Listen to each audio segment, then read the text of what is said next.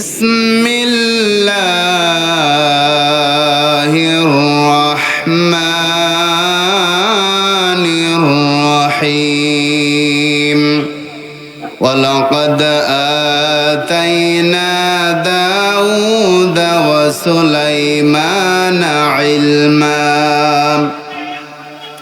وقال الحمد لله الذي فضلنا على كثير من عباده المؤمنين وورث سليمان داود وقال يا أيها الناس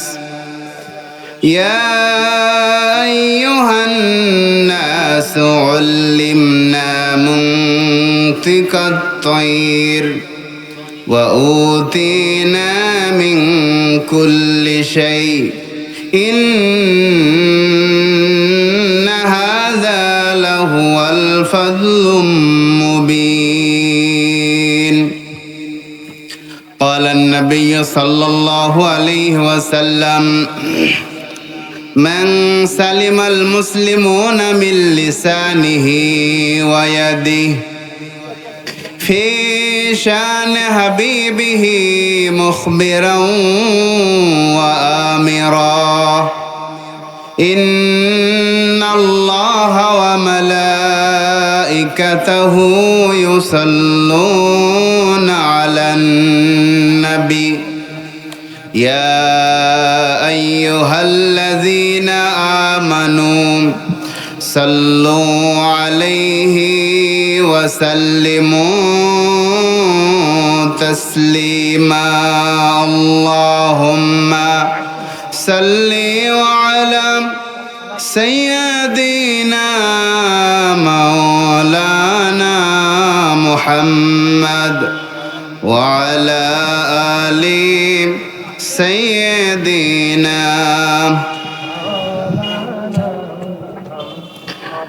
هنا يفلت بلبل کا ترنم بھی نہ ہو چمن دہر میں کلیوں کی تبسم بھی نہ ہو بلغ العلا بکمالہ كشف الدجى بجماله حسنت جميع خصاله صلوا عليه وآله আরবের বুকে মক্কার পরে মা আমিনার যেথায় ঘর খোদার করুণা কৌসার হয়ে ঝরো সে বারংবার বলাগল উলা বিকামালিহি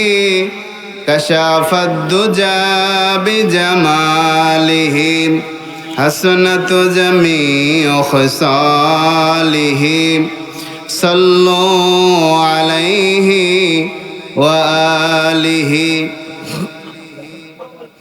আলহামদুলিল্লাহ। ঐতিহাসিক তাফসিরুল কোরআন ওয়াজ মাহফিলের আজকের এই অনুষ্ঠানের সুনামধন্য সভাপতি, সহ সভাপতি, প্রধান অতিথি, আমন্ত্রিত উলামায়ে কেরাম, সামনে বসা দিন প্রেমিক, ইসলাম প্রেমিক, তৌহিদে জনতা, পর্দার আড়ালে মা এবং বোনেরা, সবাইকে দোয়া নেওয়ার আশায় আবারও সালাম দিচ্ছি। আসসালামু আলাইকুম ওয়া রাহমাতুল্লাহ। আল্লাহ সুবহানাহু ওয়া তাআলার দরবারে লক্ষ কোটি সুজুদ পেশ করছি, প্রশংসা করছি যে মহান মালিক আমাদেরকে এই তাফসিরুল কোরআনে এসে বসার মতো সুযোগ দিলেন, হায়াতের জীবনে আমাদেরকে বাঁচিয়ে রাখলেন। সেই মালিকের দরবারে শুকর গুজার হচ্ছি, বলছি আলহামদুলিল্লাহ। লক্ষ কোটি দরুদ ও সালাম রসুলের প্রতি, যে রসুলের আমরা উম্মত হতে পেরেছি। বিনা দরখাস্তেই আমরা কেউ দরখাস্ত করিনি, আল্লাহ দয়া করে কবুল করেছেন সে রসুলের উম্মত হওয়ার জন্য। সেজন্য সেই রসুলের দরবারে শুকর দরুদ ও সালাম পেশ করছি, সকলে পড়ছি সাল্লাল্লাহু আলাইহি ওয়াসাল্লাম। আল্লাহ সুবহানাহু ওয়া তাআলা পবিত্র কোরআনে 114টি সূরা নাজিল করেছেন। 30 পারা কোরআন, 114টি সূরা। আল্লাহর হাবিবের 22 বছর 5 মাস 22 দিনে মোট ধরা হয় 23 বছরে এই কোরআন নাজিল হয়েছে। আমি আপনাদের সামনে পবিত্র কোরআনের 114 সূরার মধ্যে 27 নম্বর সূরা তেলাওয়াত করেছি। সেখান থেকে দুটি কথা বলার চেষ্টা করব। ওমা তৌফিকি ইল্লা বিল্লাহ। আল্লাহ আমাদেরকে বলা এবং শোনা, আমলের নিয়তে বলা এবং শোনার জন্য তৌফিক দান করেন, বলেন না আমিন। 114টি সূরা আল্লাহ নাজিল করেছেন। এই সূরায়ে নামল পিঁপড়ার সূরা। আমি আপনাদের সামনে আলোচনা করব পিঁপড়ার সূরা থেকে। দুটি আয়াত তেলাওয়াত করেছি। কোরআনে 114 সূরার মধ্যে একটা সূরার সামনে বিসমিল্লাহ নাই। সেই সূরাটির নাম হলো সূরায়ে তওবা। কোন সূরা বলেন? আর একটি সূরায় 2 বার বিসমিল্লাহ আছে, সেই সূরার নাম হলো সূরায়ে নামল। এই পিঁপড়ার সূরায় 2 বার বিসমিল্লাহ আছে। কোরআনের সবচাইতে বড় সূরার নাম হলো সূরায়ে বাকারা। কোরআনের সবচাইতে ছোট সূরার নাম হলো সূরায়ে কাউসার। কোরআনে সর্বপ্রথম যে আয়াতগুলো নাজিল হয় সূরা আলাকের 5টি আয়াত। ইকরা বিসমি রাব্বিকাল্লাযী খলাক, খলাকাল ইনসানা মিন আলাক, ইকরা ওয়া রাব্বুকাল আকরাম, আল্লাযী আল্লামা বিল কলাম, আল্লামাল ইনসানা মা লাম ইয়ালাম। এই 5টি আয়াত নাজিল হয়েছে সর্বপ্রথম জাবালে নূরে, হেরা গুহায়। সর্বপ্রথম পূর্ণাঙ্গ সূরা রূপে নাজিল হয় সূরায়ে ফাতিহা। বলেন না সুবহানাল্লাহ। সূরা ফাতিহা 2 বার নাজিল হয়েছে। আল্লাহর হাবিব সাল্লাল্লাহু আলাইহি ওয়াসাল্লামের কাছে একবার নাজিল করার পরে আবারও নাজিল করা হয়েছে। এই সূরা ফাতিহা স্পেশাল। সূরা ফাতিহার বিষয়ে আল্লাহ কোরআনের একটি আয়াত দিয়েছেন যে আমি তোমাদেরকে গোটা কোরআন হাদিয়া দিয়েছি, তার পাশাপাশি 60টি আয়াত বিশিষ্ট সূরা দিয়েছি সূরায়ে ফাতিহা। বলেন সুবহানাল্লাহ।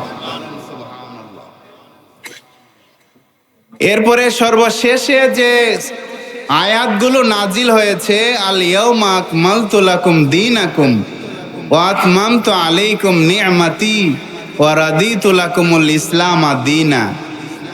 এই সূরাটি আল্লাহ সুবহানাহু ওয়া তাআলা এই আয়াতটি রাসূলের হজের সময় নাজিল করেছেন, জীবনের সর্বশেষ হজে। আর সর্বশেষ যে সূরাটি রাসূলের জীবনে নাজিল হয়েছে পূর্ণাঙ্গ রূপে, সে সূরাটির নাম হলো সূরায়ে নাসর, ইজা জাআ নাসরুল্লাহি ওয়াল ফাত। আল্লাহ সুবহানাহু ওয়া তাআলা 27 নম্বর সূরা, এই সূরাটির 15-16 নম্বর আয়াত আমি তেলাওয়াত করলাম।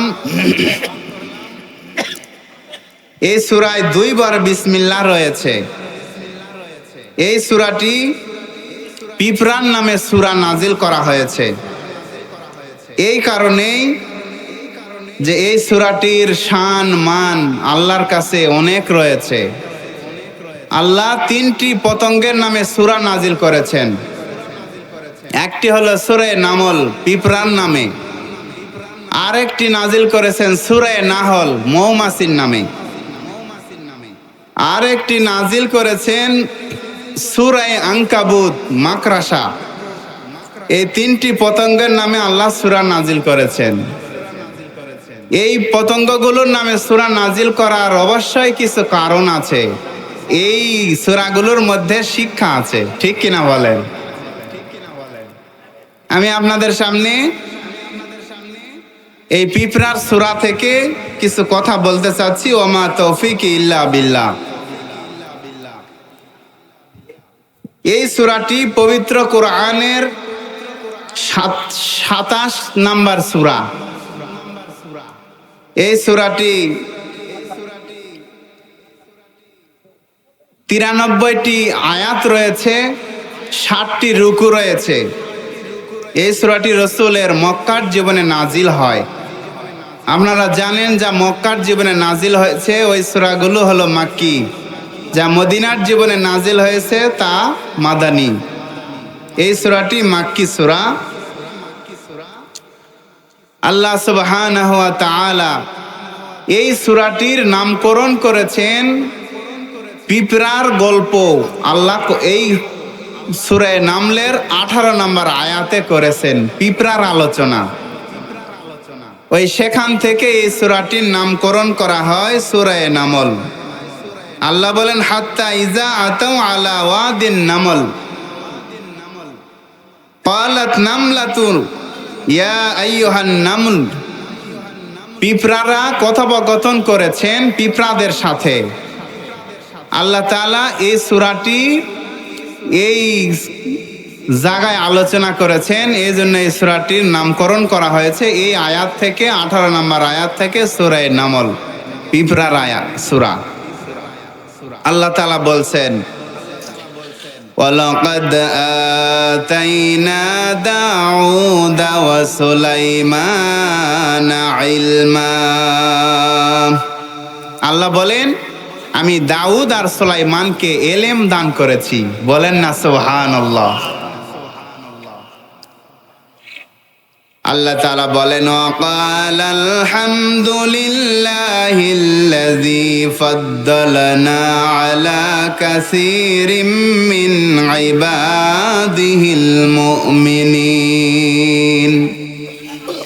দাউদ আলাইহিস সালাম আর সুলাইমান আলাইহিস সালাম এলেম পাওয়ার পরে তেনারা অহংকার করেননি, বরং আল্লাহর শুকরিয়া করেছেন। সুবহানাল্লাহ। বলেছেন আলহামদুলিল্লাহিল্লাযী, সমস্ত প্রশংসা আল্লাহর, আল্লাযী ফাদ্দালানা আলা কাসীরিম মিন ইবাদিহিল মুমিনিন, হাজার লক্ষ কোটি মুমিনদের মাঝে আল্লাহ আমাদেরকে শ্রেষ্ঠত্ব দান করেছেন। ওয়া ওয়ারিসা সুলাইমানু দাউদ।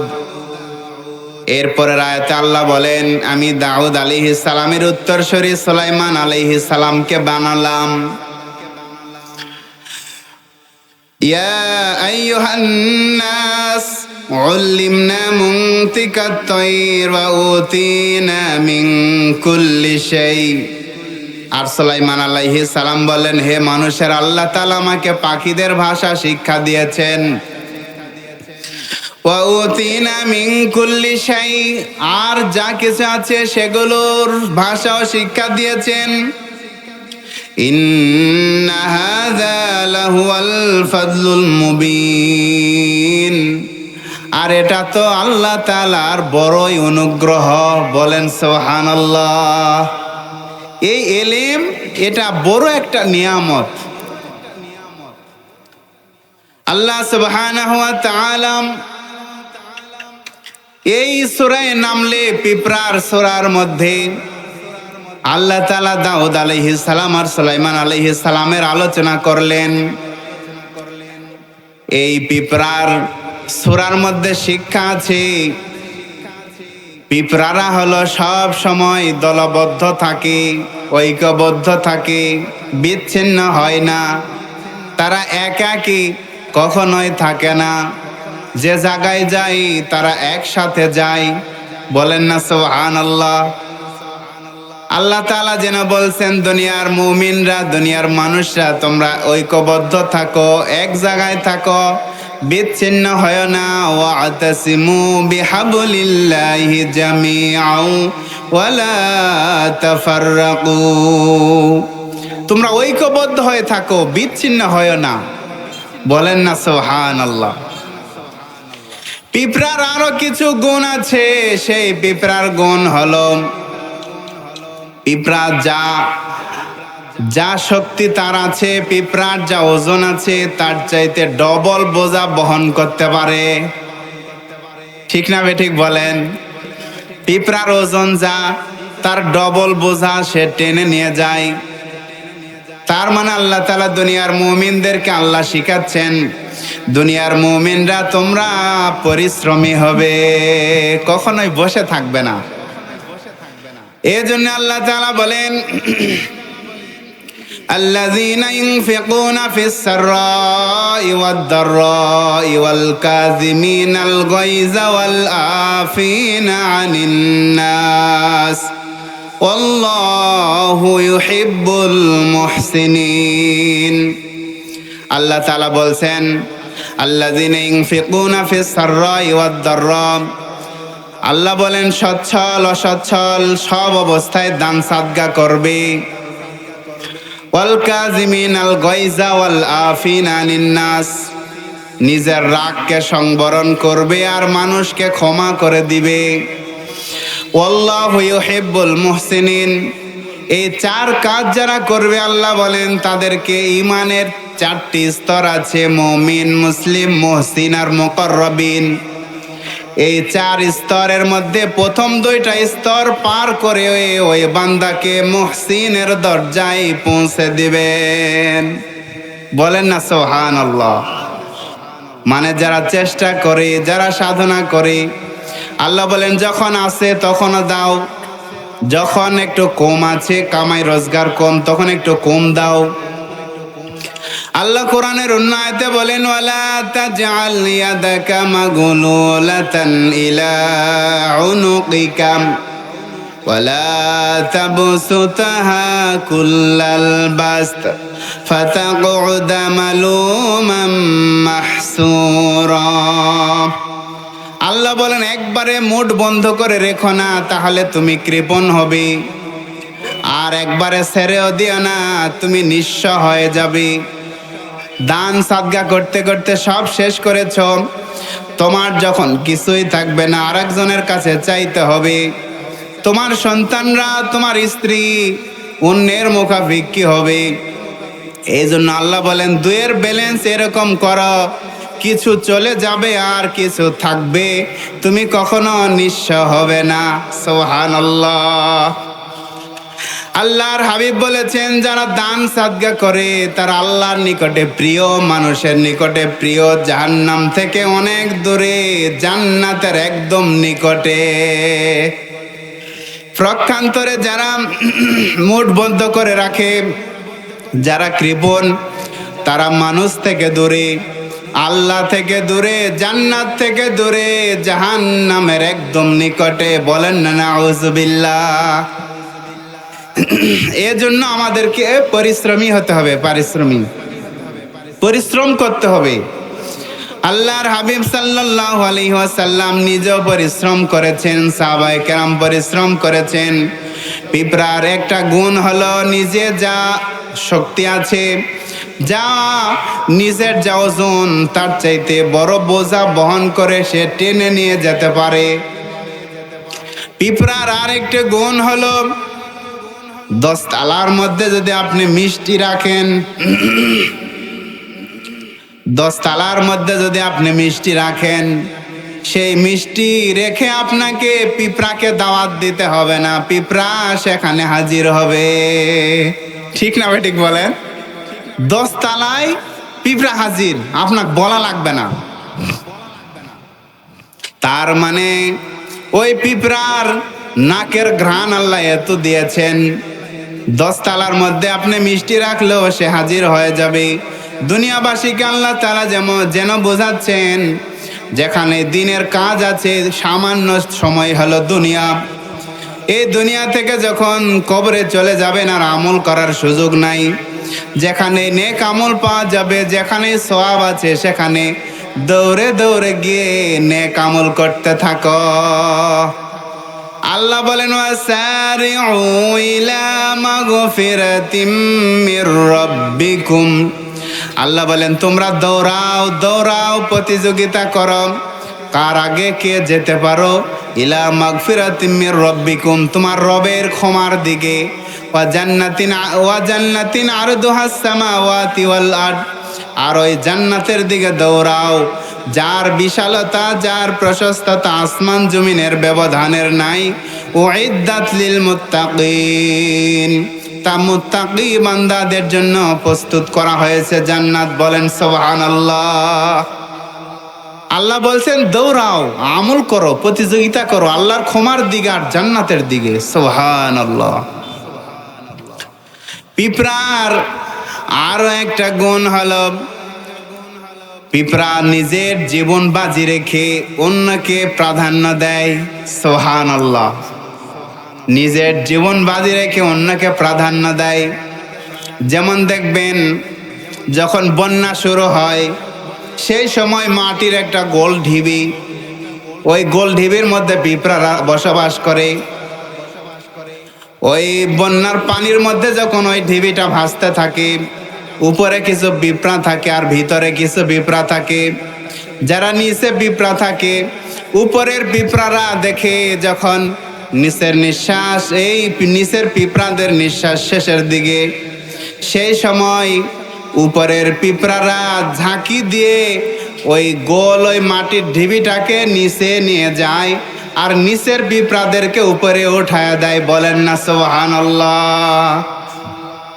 আবার যখন এই উপরের পিঁপড়া উপরে উঠলো, নিচের পিঁপড়া উপরে উঠলো, সে যখন দেখে যে এই নিচে যারা গেছে এদের নিঃশ্বাস শেষের দিকে, তখন ওরা ঝাঁকি দিয়ে ওই ওই মাটির ঢিবিটাকে নিচে নিয়ে যায়, যাতে করে এক ভাই আরেক ভাইয়ের জীবন এইভাবে তারা বন্যার পানির মধ্যে বাঁচাবার চেষ্টা করে। বলেন না সুবহানাল্লাহ। এজন্য আল্লাহ বলেন মুমিন একজন আরেকজনের জন্য সহায় হবে, একজন আরেকজনের জীবন রক্ষার জন্য তারা চেষ্টা করবে। আল্লাহ সুবহানাহু ওয়া তাআলা এজন্য কোরআনে বলেছেন মান কাতালা নাফসাম বিগাইরি নাফসিন আও ফাসাদিন ফিল আরদ ফাকান্নামা কাতালান নাস জামিআ, যে একজন ভাইকে যারা হত্যা করলো সে যেন গোটা দুনিয়ার সমস্ত মানুষকে হত্যা করলো, সেই গুনাহ সে বান্দা করে ফেললো। বলেন নাউযুবিল্লাহ। প্রকান্তরে যে বান্দা একজন বান্দার জীবন রক্ষার জন্য কাজ করে, এক বান্দার কারণে আরেক বান্দার জীবন রক্ষা হলো, আল্লাহ তাআলা বলেন আফাকাহিয়ান নাসা জামিআ, সে যেন গোটা দুনিয়ার সমস্ত মানুষকে রক্ষা করলে, জীবন রক্ষা করলে যে সওয়াব, ওই সওয়াব আল্লাহ তাআলা বান্দার আমলনামায় দিয়ে দেন। পিঁপড়া থেকে আমাদের শিক্ষা আছে, ঠিক না বেঠিক বলেন? আরো অনেক গুণ আছে, ওগুলা বলতে অনেক সময় লাগবে। এবার দেখেন মৌমাছির নামে আল্লাহ সূরা নাজিল করেছেন, সূরা নাহল। সূরা নাহল মৌমাছির নামে সূরা, সেই নাহল সূরা মৌমাছি। এই মৌমাছির মধ্যে অনেক গুণ আছে। সূরা নাহল আলোচনা যেই দিন হবে সেই দিন আলোচনা করা যাবে। তবে আল্লাহ তাআলা পিঁপড়ার মধ্যে যে গুণগুলো রয়েছে, এই গুণগুলো যেন মানুষদেরকে বলতেছেন, মানুষেরা পিঁপড়া থেকে তোমরা শিক্ষা গ্রহণ করো। ছোট্ট পিঁপড়া আমি নাজিল করেছি, এই দুনিয়ায় পাঠিয়েছি, ওই পিঁপড়ার নামে সূরা দিয়েছি, যাতে করে মুমিনরা এই সূরাগুলো পড়ে পড়ে যেন নিজের জীবনে তা আমল করতে পারে। দেখবেন পিঁপড়ারা যে রাস্তা দিয়ে যাবে, আপনি ব্যারিকেড দিলে পার্শ্বের দিয়ে যাবে, তারপরেও পিঁপড়ারা দল কাটা হয় না। সুবহানাল্লাহ। দেখবেন বাঘ যখন সিংহ যখন হরিণকে ধরে, তখন দলবদ্ধ হরিণের মধ্যে একজনকে ধাওয়া দেয়। একজন যদি আলাদা হয়, ওই আলাদা হরিণকেই কিন্তু এই বাঘ শিকার করে। ঠিক অনুরূপভাবে মুমিনরা তোমরা আলাদা হবে না, একত্রিত থাকবে, ঐক্যবদ্ধ থাকবে, তাহলে দুনিয়ার কোনো শক্তি নাই তোমাদেরকে বিচ্ছিন্ন করতে পারে। আল্লাহ তাআলা আমাদের সবাইকে সেই পিঁপড়া থেকে শিক্ষা গ্রহণ করার তৌফিক দান করেন, বলেন আমিন। এবার কিছু কথা বলি এই দুটি আয়াতের উপরে। আল্লাহ তাআলা বলছেন, ওয়ালাকাদ আতাইনা দাউদা ওয়া সুলাইমানা ইলমা وقال الحمد لله الذي فضلنا على كثير من عباده المؤمنين। আল্লাহ তাআলা বলেন, দাউদ আলাইহিস সালাম আর সুলাইমান আলাইহিস সালামকে আমি এলেম দিয়েছি, আমি হিকমত দিয়েছি, প্রজ্ঞা দিয়েছি, জ্ঞান দান করেছি। কি জ্ঞান, কি এলেম? আল্লাহ তাআলা হযরত সুলাইমান আলাইহিস সালাম আর দাউদ আলাইহিস সালামকে এমন প্রজ্ঞা দিয়েছিলেন, এমন জ্ঞান দিয়েছিলেন। হযরত দাউদ আলাইহিস সালামকে আল্লাহ তাআলা বললেন, আপনি তিনটা অফার দেওয়া হলো, তিনটার যে কোনো একটি আপনি গ্রহণ করবেন। এই তিনটার মধ্যে একটি হলো এলেম, আরেকটি হলো নবুয়ত, আর একটি হলো বাদশাহ। এই তিনটার আপনি কোনটা নেবেন? হযরত দাউদ আলাইহিস সালাম সুলাইমান আলাইহিস সালামের বাবা দাউদ আলাইহিস সালাম চিন্তা করলেন, নবুয়তের দায়িত্ব পালন করা বড়ই কঠিন। কারণ যারা নবী নবুয়তের দায়িত্ব পালন করতে গিয়ে তারা মার খেয়েছেন, অত্যাচারিত হয়েছেন, দেশ ছাড়া হয়েছেন, অনেক কষ্ট নির্যাতন সহ্য করতে হয় নবীদেরকে। সেজন্য দুনিয়ার সমস্ত নবীরা দেখেন, সমস্ত নবীরা মানুষের কাছে দ্বীনের দাওয়াত দিতে গিয়ে তারা কষ্টের শিকার হয়েছেন।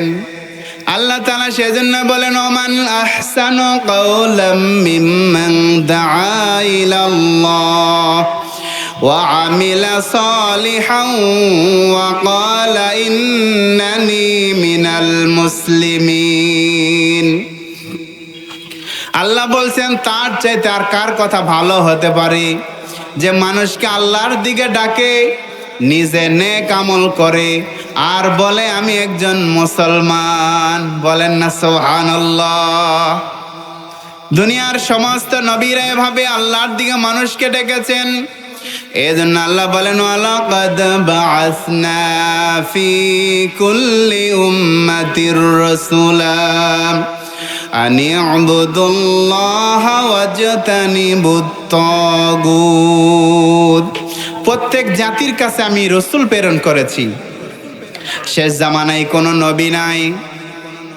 এজন্য এই নবুয়তের দায়িত্ব পালন করতে আলেমরা, নবীর ওয়ারিস হলো আলেমরা, আল উলামা ওয়ারাসাতুল আম্বিয়া। দ্বীনের দাওয়াত কিয়ামত পর্যন্ত রসুলের দায়িত্ব পালন করবে আলেমরা। বলেন না সুবহানাল্লাহ। কোনো মানুষ যেন বলতে না পারে আমাদের কাছে দাওয়াত পৌঁছায়নি। সমস্ত জাতির কাছে আল্লাহ তাআলা দাওয়াত পৌঁছায়া দিয়েছেন। হযরত সুলাইমান আলাইহিস সালাম চিন্তা করলেন, নবুয়তের দায়িত্ব পালন করা বড়ই কঠিন। হযরত নূহ আলাইহিস সালামকে মারতে মারতে বেহুশ করে ফেলতো। হযরত জাকারিয়া আলাইহিস সালামকে করাত দিয়ে 2 টুকরা করা হয়েছে।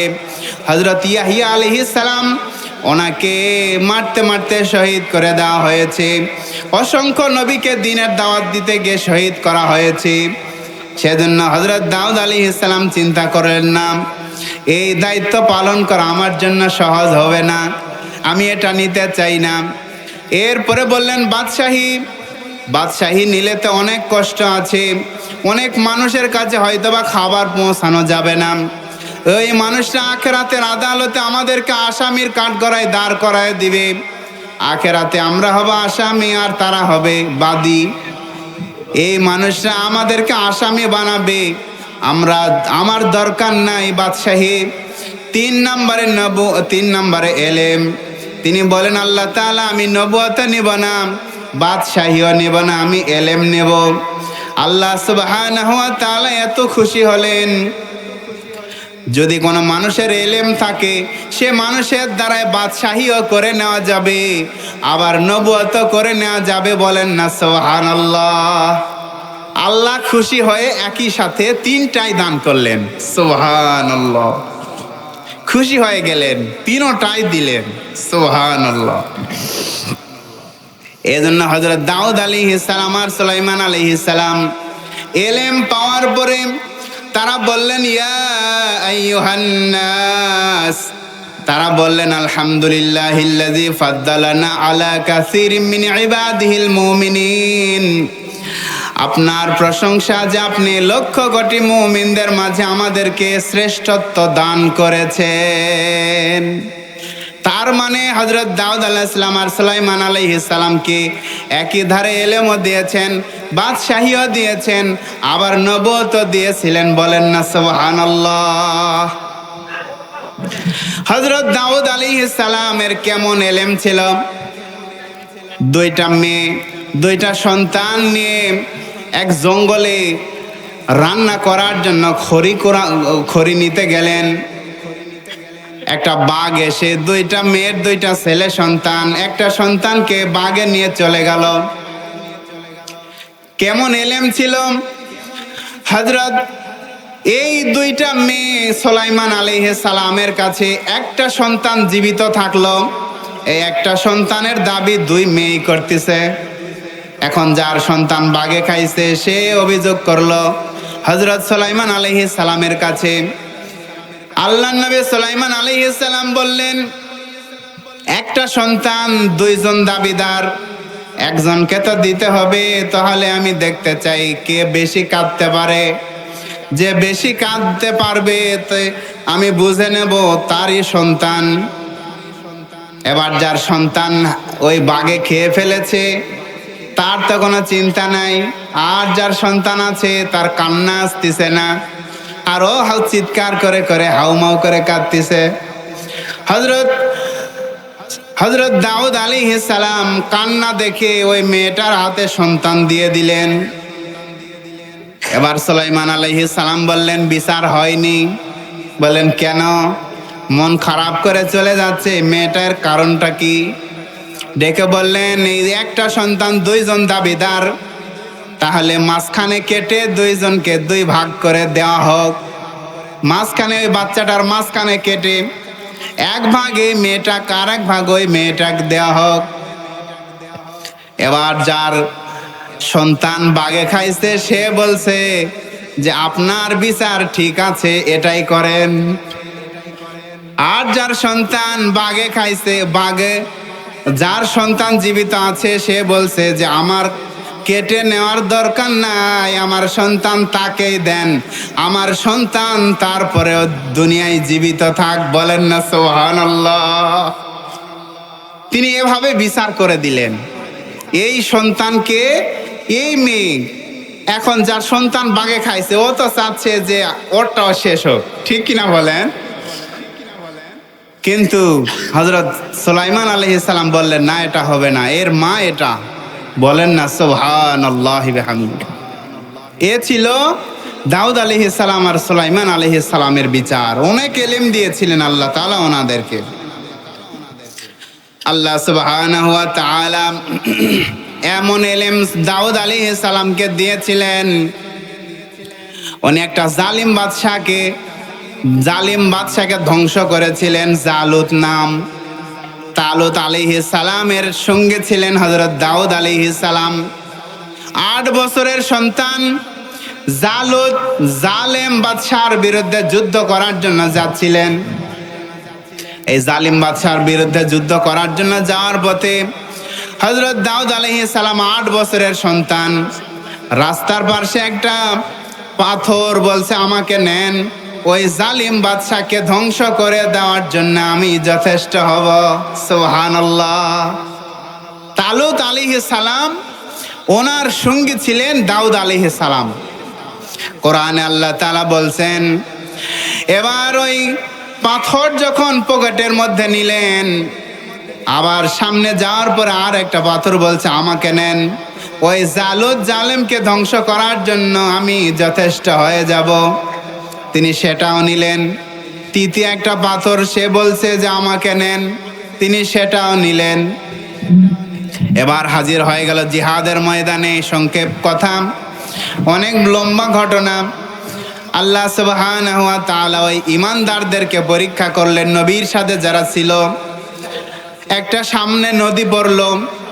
আল্লাহ তাআলার নবী বললেন এই নদীর পানি কিন্তু খাওয়া যাবে না, কিন্তু কিছু মানুষ খেয়ে ফেললো। আল্লাহ সুবহানাহু ওয়া তাআলা যারা খেয়ে ফেললো তারা মারা গেল, যারা খায়নি নবীর সাথে তারা যুদ্ধের ময়দানে চলে গেল। এবার নবী বললেন জালুতের বিরুদ্ধে কে সর্বপ্রথম জিহাদ করবে? 8 বছরের সন্তান দাউদ আলাইহিস সালাম বলছেন আমি। বারবার 3 বার বলার পরে তিনি বললেন ঠিক আছে, তুমি ছোট মানুষ, তার বিরুদ্ধে তুমি কেমনে জিহাদ করবে? তাহলে চলে যাও। তখন চলে গেল। দাউদ আলাইহিস সালাম যখন সামনে গেলেন, সেই সময় জালুত বাদশার বড় একটা মুজাহিদ বলছে যে তুমি ছোট্ট মানুষ, আমার সামনে কেন আসলে? তুমি চলে যাও। তিনি বললেন আমার জন্য, তোমার জন্য আমি যথেষ্ট। বলেন সুবহানাল্লাহ। এক পর্যায়ে হুকুম করলেন যে আমাকে হত্যা করো। তিনি তখন ওই পাথর পকেট থেকে বের করে মেরে দিলেন। একটা মারলেন, হাত উড়ে গেল, আর একটা মারলেন, আর এক হাত উড়ে গেল। 3 নম্বর পাথরের আঘাতে জালিম মারা গেল। বলেন না সুবহানাল্লাহ। আল্লাহ সুবহানাহু ওয়া তাআলা দাউদ আলাইহিস সালাম, এই তালুত বাদশাহ, ইমানদার বাদশাহ, তিনি তখন হযরত দাউদ আলাইহিস সালামকে নিজের কাছে রাখলেন। বাদশাহ মারা যাওয়ার পর আল্লাহ তাআলা সেই বাদশাহী দাউদ আলাইহিস সালামকে দান করলেন। বলেন না সুবহানাল্লাহ। আল্লাহ সুবহানাহু ওয়া তাআলা বলছেন এমন এলেম আমি দাউদ আর সুলাইমানকে আল্লাহ তাআলা দান করেছিলেন। আল্লাহ তাআলা এরপরে বলেন ওয়ারিসা সুলাইমানু দাউদ, আমি দাউদের উত্তরসূরি সুলাইমান নবীকে বানিয়ে দিলাম। সুবহানাল্লাহ। সুলাইমান আলাইহিস সালামকে বানালাম। আল্লাহ সুবহানাহু ওয়া তাআলা কিভাবে বানালেন এই আয়াতের ব্যাখ্যায় মুফাসসিররা বর্ণনা করেছেন। মুফাসসিররা বর্ণনা করেন হযরত দাউদ আলাইহিস সালামের ইন্তেকালের আগে ওনার 19 জন সন্তান ছিলেন। তার মধ্যে 15 জন দুনিয়ায় জীবিত ছিলেন ছেলে। এই 15 জন সন্তানকে একত্রিত করলেন। হযরত জিবরাইল আলাইহিস সালাম হাজির হলো। এসে বললেন নবী আমি একটা বাক্স নিয়ে এসেছি। এই বাক্সের মধ্যে কি আছে যে সন্তান বলতে পারবে ওয়ারিসা সুলাইমান ও দাউদ, দাউদের উত্তরসূরি সেই ছেলে হয়ে যাবে। বলেন না সুবহানাল্লাহ। এখন সেটা কে পারবে? তবে বাক্স খোলার আগে তিনি বললেন তোমরা কি বলতে পারো সবচাইতে দূরে কোন জিনিস? সবচেয়ে দূরে কি? বাক্স খোলার আগে বললেন সবচাইতে দূরে কি? কোন সন্তান জবাব দিতে পারল না।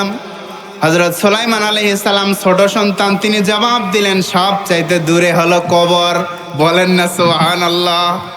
মানুষ যখন কবরে চলে যায়, আমেরিকা, লন্ডন, দুনিয়ার যে জায়গায় হোক, আপনি যদি চিঠি দেন বা মোবাইলে কথা বলেন, কথা বলা যায়, কিন্তু কবরে সারা জীবনে সারা জিন্দেগি চিঠি দিবেন, তার জবাব আসে না। ঠিক কিনা? এবার তিনি বললেন বাক্সের মধ্যে কি আছে কে বলতে পারে? 1 নম্বর প্রশ্নে সুলাইমান জিতে গেছে। এবার 2 নম্বর কথায় বাক্সের মধ্যে কি আছে বলতে হবে। সব সন্তান বললেন বাক্সের মধ্যে কি আছে আমরা তো বলতে পারবো না, আপনি বলে দেন। তিনি বললেন না, তা হবে না, যে বলতে পারবে সে দাউদ আলাইহিস সালামের পরবর্তী বাদশা সে হবে। এবার সুলাইমান আলাইহিস সালাম বললেন ওই বাক্সের মধ্যে 3টা জিনিস আছে। 1 নম্বর জিনিসের নাম হলো একটা চাবুক আছে, 2 নম্বর হলো একটা আংটি আছে, 3 নম্বর হলো একটা চিঠি আছে। জবাব দিলেন জিবরাইল আলাইহিস সালাম ওই বাক্স খুললেন, খুলেই দেখতে পেলেন ওই 3টা জিনিস রয়েছে। বলেন না সুবহানাল্লাহ। হযরত সুলাইমান আলাইহিস সালাম জবাব দিলেন এবার জিবরাইল ওই আংটি হাতে নিলেন আর বললেন, এই আংটি যার হাতে থাকবে গোটা দুনিয়া আল্লাহ তাআলা তার তাবেদার বানিয়ে দিবেন।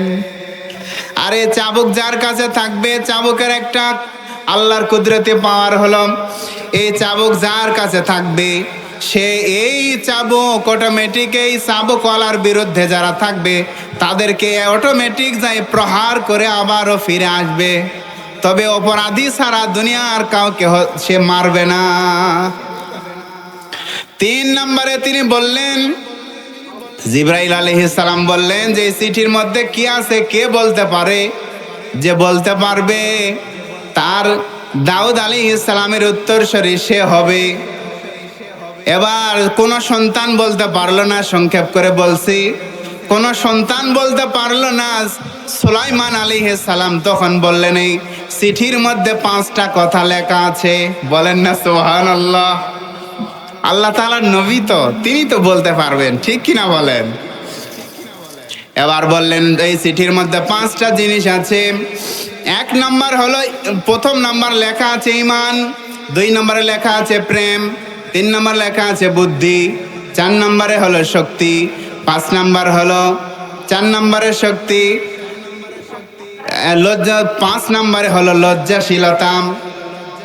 1 নম্বর হলো ঈমান, 2 নম্বরে প্রেম, 3 নম্বরে লজ্জাশীলতা, 4 নম্বরে শক্তি, 5 নম্বরে হলো বুদ্ধি। এবার চিঠি খুলে জিবরাইল আলাইহিস সালাম দেখলেন এই 5টা জিনিস লেখা আছে। বলেন সুবহানাল্লাহ। আরো খুশি হলেন।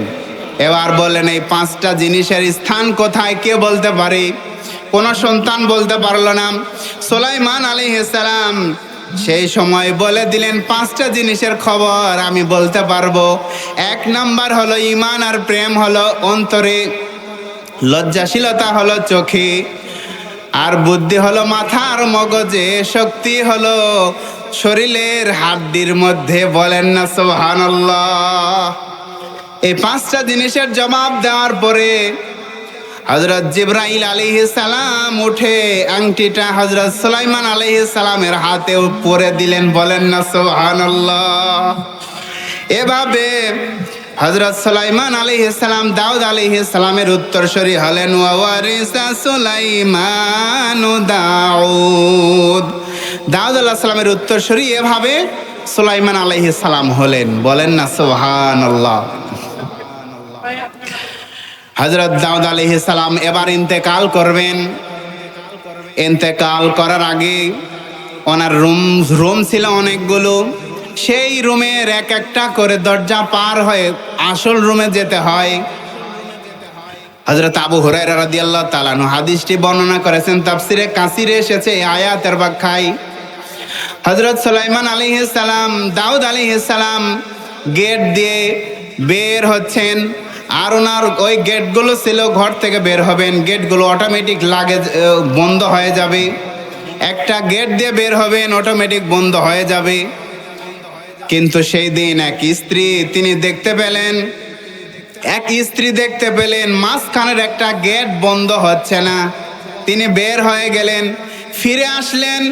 স্ত্রী চিন্তা করলেন আমরা তো অপমানিত হব, গেট বন্ধ হওয়ার কথা অথচ একটা গেট মাঝখানের বন্ধ হচ্ছে না, এর কারণটা কি?